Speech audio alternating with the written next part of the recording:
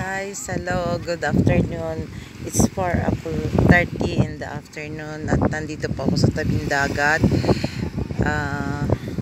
Mga thank you sa mga loyal na viewers ko and subscribers. Napatuloy ako natangkilik, sinusubaybayan ang aking mga videos. And salamat po at nawa ay hindi kayo nag-i-skip ng ads.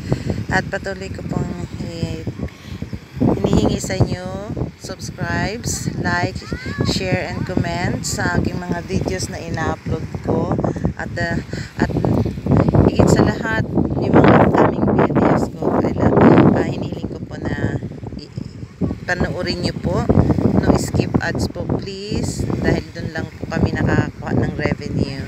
At salamat po sa inyong pagtangkilik ng aking munting channel, Sonia Daily Life channel.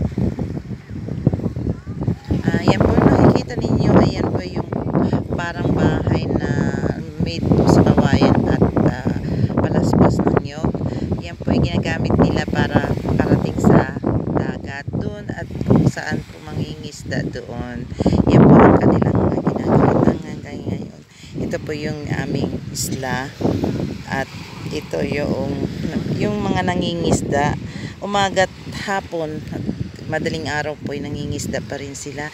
At yung iba po ay tumatabi kapag sila ay walang makuhang isda kasi hindi naman po lahat ng oras ay may isda. Pero kahapon po ang dami ng isda. Kasi po parang lumakas ang naging